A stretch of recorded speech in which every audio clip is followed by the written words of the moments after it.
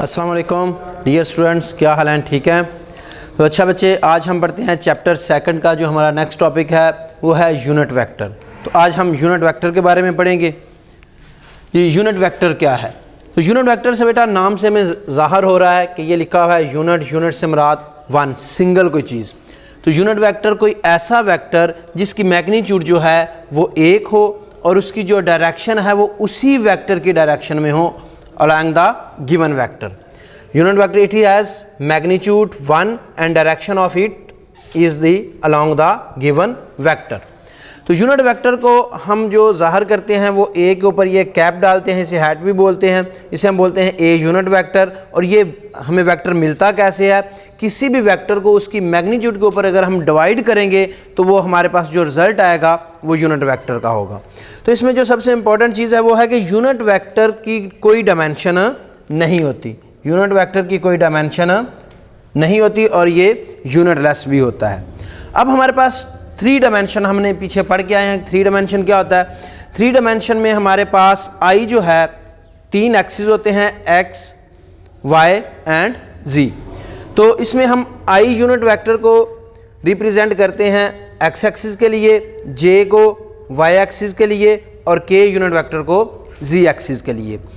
हमारे पास एक 3 डायमेंशनल है। इसमें हमारे पास ये एक्स एक्सिस है फॉर एग्जांपल, ये वाई एक्सिस और ये जी एक्सिस। तो एक्स एक्सिस को हम आई कैप से ज़ाहिर करेंगे, वाई एक्सिस को हम जे कैप से ज़ाहिर करेंगे और जी एक्सिस को हम के कैप या के यूनिट वेक्टर से ज़ाहिर करेंगे।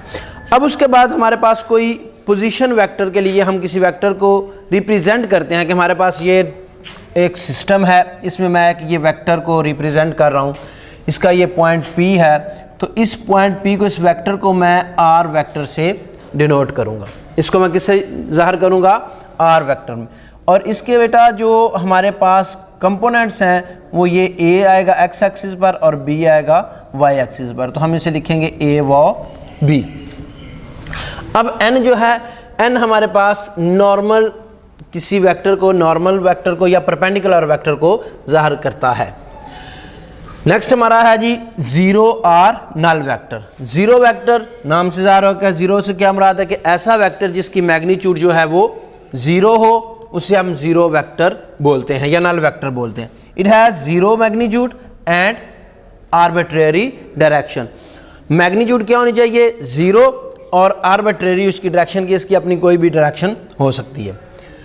अब हमारे पास ज़ीरो वेक्टर गेन हम कैसे करते हैं? फॉर एग्जांपल मेरे पास एक वेक्टर है ए, एक वेक्टर ए है, तो इसका मैं ज़ीरो वेक्टर हासिल कर सकता हूं अगर मैं इसमें से नेगेटिव वेक्टर को माइनस करूं। तो मेरे पास जो रिजल्ट आएगा वो क्या होगा? Zero vector. वो क्या होगा? Zero vector. अब इसमें एक चीज़ है कि हमारे पास ज़ीरो वेक्टर जो होता है, ये एक शॉर्ट क्वेश्चन भी आता है, can we add zero into null vector. Short question है एक हमारे पास, can we add zero digit जो है इन नल वेक्टर। तो बेटा मैंने इससे पहले हमने बात की थी कि एडिशन जो वेक्टर की होती है वो वेक्टर की वेक्टर के साथ ही होती है, स्केलर की स्केलर के साथ होगी। तो ये हमारे पास जो शॉर्ट क्वेश्चन है, can we add zero into null vector, तो ये हमारे पास ऐड नहीं हो सकता क्योंकि ज़ीरो एक डिजिट स्केलर क्वांटिटी है, नल वेक्टर हमारे पास वेक्टर क्वांटिटी है। तो वेक्टर और स्केलर क्वांटिटी को हम ऐड नहीं कर सकते। अब ये हमारे पास नेगेटिव वेक्टर, नेगेटिव वेक्टर हम कैसे गेन करते हैं? तो नेगेटिव वेक्टर किसके बराबर है जी? Negative vector it has a vector of same magnitude but opposite in direction. For example मेरे पास वेक्टर ए है, क्लियर हो गया? ये वेक्टर ए है। अब इसका मैं नेगेटिव वेक्टर लेना चाहता हूं, तो नेगेटिव वेक्टर लेने के लिए मुझे क्या करना पड़ेगा? वेक्टर यही रहेगा लेकिन इसकी डायरेक्शन क्या हो जाएगी? रिवर्स। डायरेक्शन क्या हो जाएगी? रिवर्स। तो इसे मैं माइनस ए बोलूँगा। अब इन दो वेक्टर्स को जब मैं ऐड करूँगा, ए प्लस माइनस ए वेक्टर, तो इसका रिजल्ट मेरे पास जो आएगा वो क्या होगा? Null vector. वो रिजल्ट हमारे पास क्या आएगा?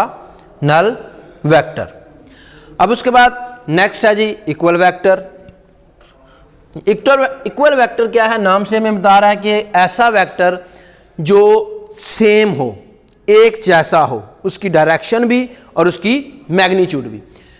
Vector having same magnitude and same direction, कोई भी वेक्टर है उसकी मैग्नीट्यूड भी सेम होनी चाहिए और उसकी डायरेक्शन भी सेम होनी चाहिए। किसी भी दो वेक्टर्स की मैग्नीट्यूड और डायरेक्शन सेम है तो उन दोनों को हम क्या बोलेंगे, इक्वल वेक्टर।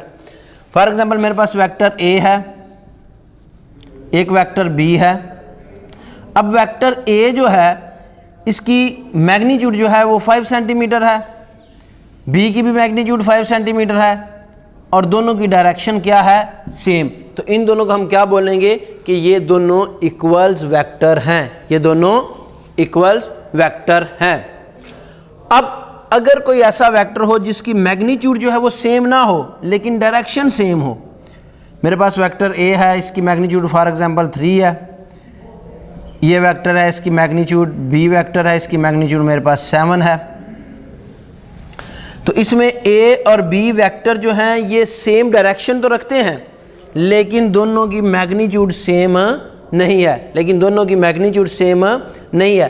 तो ऐसे वेक्टर क्या कहलाएंगे, पैरेलल वेक्टर। ऐसे वेक्टर क्या कहलाएंगे, parallel vector.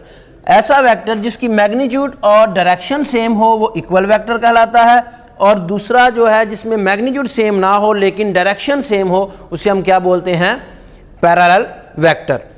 Anti parallel vector क्या है, एंटी पैरेलल वेक्टर हमारे पास वो वेक्टर है जिसकी डायरेक्शन ऑपोजिट हो, जिसकी डायरेक्शन ऑपोजिट हो। फॉर एग्जांपल हमारे पास एक वेक्टर यू मूव कर रहा है ए, दूसरा वेक्टर इस डायरेक्शन में है, ये बी है, ठीक हो गई। ए और बी की डायरेक्शन जो है एक दूसरे से मुखालिफ सिमत में है तो इनको हम क्या बोलेंगे, इनको हम क्या बोलेंगे, एंटी पैरेलल वेक्टर। इनको हम क्या बोलेंगे, anti parallel vector. Anti parallel vector की जब हम बात करेंगे तो इसके दरमियान थीटा जो है वो 180 डिग्री होगा। थीटा जो है वो कितना होगा, 180 डिग्री। और पैरेलल वेक्टर में हमारे पास थीटा जो होगा वो किसके बराबर होगा, 0 डिग्री के। पैरेलल वेक्टर में थीटा 0 डिग्री के बराबर होगा, एंटी पैरेलल वेक्टर में थीटा जो है ये हमारे पास 180 डिग्री के इक्वल होगा। इसके बाद बेटा position vector.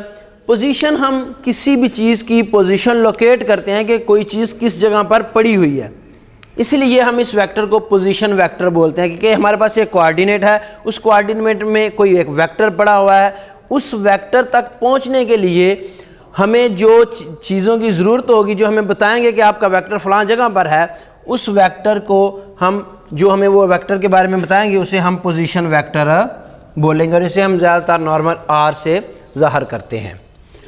Position vector, it is representing the position of a point with respect to the origin in the coordinate system. हमारे पास एक कोऑर्डिनेट सिस्टम है, एक्स वाई कोऑर्डिनेट सिस्टम है, ये हमारे पास ओरिजिन है।